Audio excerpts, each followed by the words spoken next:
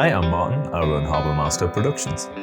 So the studio opened in December 2020, which was arguably a terrible time to start a business. But actually it's been open since then. So it's about 5.5 years and it's just been going from strength to strength. Those early days were difficult because obviously we were in the middle of a pandemic and things like that. But yeah, it was actually a great chance to sort of start something new, give it a go and see if it was viable, which, 5.5 years later, it must be because, there's so many people around who want to come in and make some music, which is wonderful. So in the studio, there's basically everything you could need to make a decent record. So we've got the computer running Logic Pro, which I've been using for a very long time. I can use it pretty well. And we've got enough sort of channels to record 24 inputs at a time, things like that, some really decent monitors. There's a bunch of microphones we can use. Everything in the studio is available for use. So there's probably about 15 guitars in here, which all sound a little bit different to each other. And anyone who comes in is very welcome to use them. There's a full drum kit, there's a keyboard, there's an acoustic piano. As I say, there's a whole load of microphones so we can get really good drum sounds, guitar sounds. Oh, guitar amplifiers are there. I've got a box full of guitar pedals. As I say, pretty much anything you could want to make a decent record. But I'm in a really lucky position where I've recorded pretty much anything you could possibly imagine. So I've had tiny kids recording just pop songs for fun. I've had professionals recording songs to sort of further their career, and everything in the middle of that mix. All sorts of different instruments. And not just music as well. I've recorded sort of spoken word poetry, voiceovers for films, a lot of sort of voiceovers for advert work. I think because I'm the kind of musician who listens to a lot of different styles of music, I find it not easy, but I can work between different styles of music. So when someone comes in and wants to do a sort of rave MC set, I'm happy to sit and record that.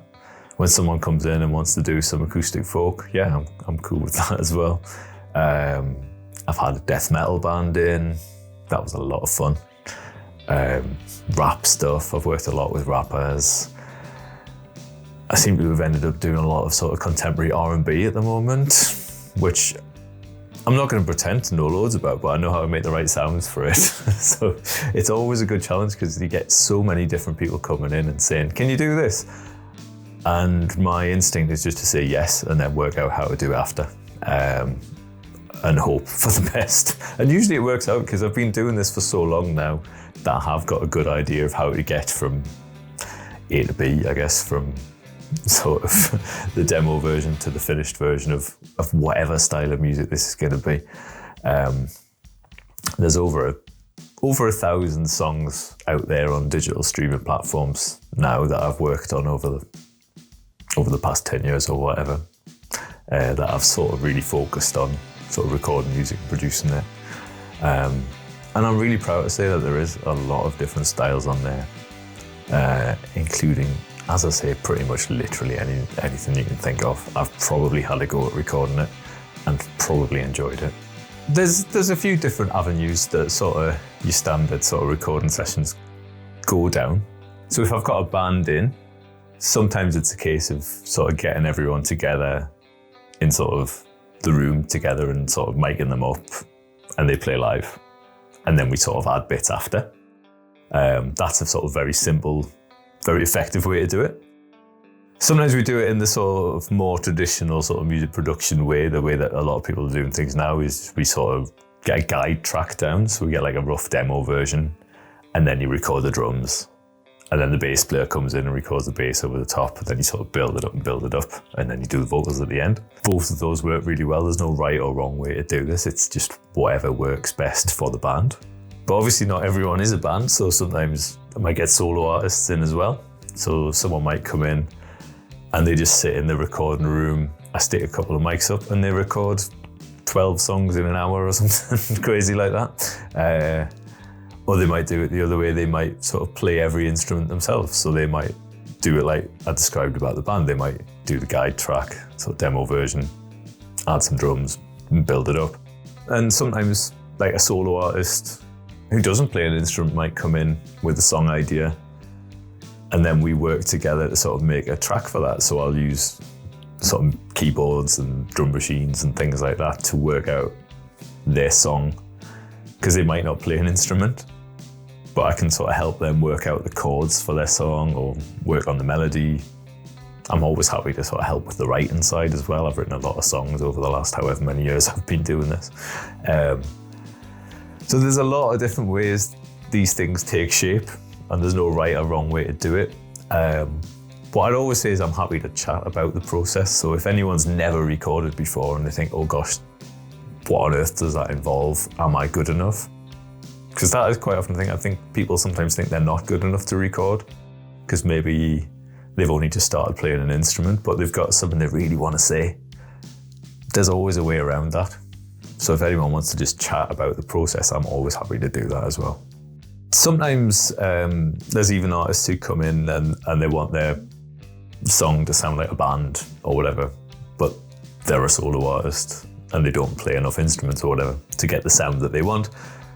But I'm always happy to play on recordings as well. So I end up playing a lot of drums on a lot of recordings. I love it when people ask me to play bass. That's a hint.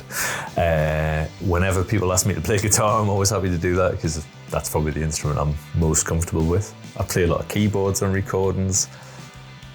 Sometimes people even ask me to do backing vocals and things like that. And my instinct, as I've probably said already, is just to say yes and sort of do what's best for the artist, because if that's what they need, that's what they need. And just like with all the equipment, this comes at no extra cost. I'm not going to turn around and go, yeah, I'll play on your recording, but that's going to be an extra 4 pence.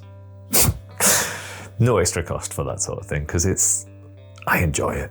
I think preparation is very much sort of the key word for getting ready for a studio session. It's making sure you know the lyrics, it's making sure you know exactly what you want to do in that session. When you come into the studio, you're basically paying for the time that it's taken to do things, so you don't want to be spending all your time practicing the song in the studio. You want to be ready before that, ideally. That's obviously not always possible because some people want to come in and they want to write in the studio, and that's totally fine. Everyone does things in their own sort of way.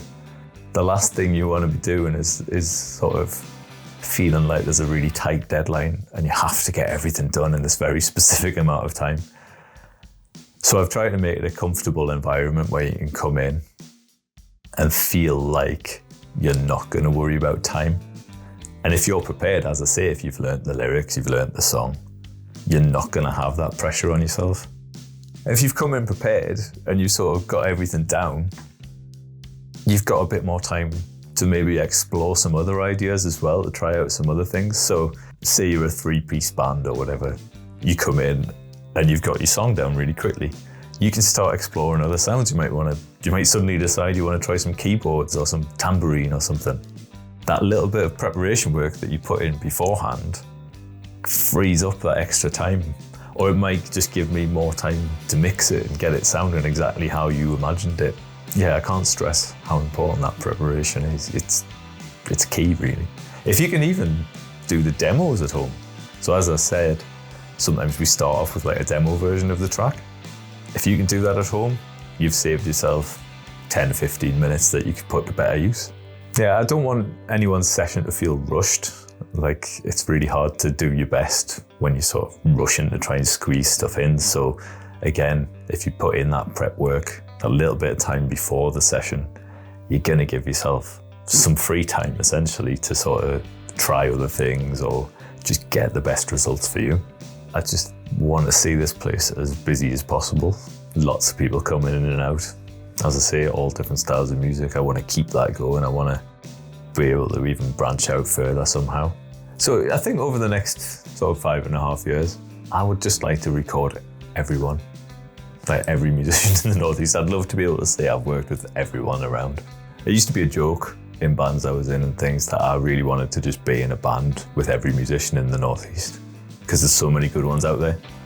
And I think it's slowly becoming reality. I get to play so much great music with so many great people. I just want to keep doing that, and sort of, I'd love to be able to say I've recorded like every musician in the Northeast, or even just every sort of casual musician in the Northeast, because a lot of people don't think they are musicians, and a lot of those people are wrong. So I'd love to just work with as many people as possible. And I want to get better at doing this stuff as well. Like, I'm pretty good already, but every time someone comes in, it's not just them getting to do like their recording. It's me getting better at doing my job as well, and learning how to be around people, and, you know, getting more and more musical ideas. So yeah, it's just as much about me improving as it's about the studio, I suppose. And hopefully in 5.5 years, I'll just be some kind of genius.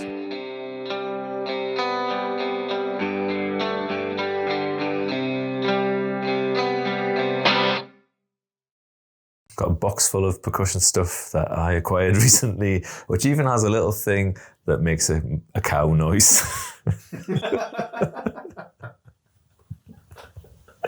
So, you know, we're making some great records at the moment.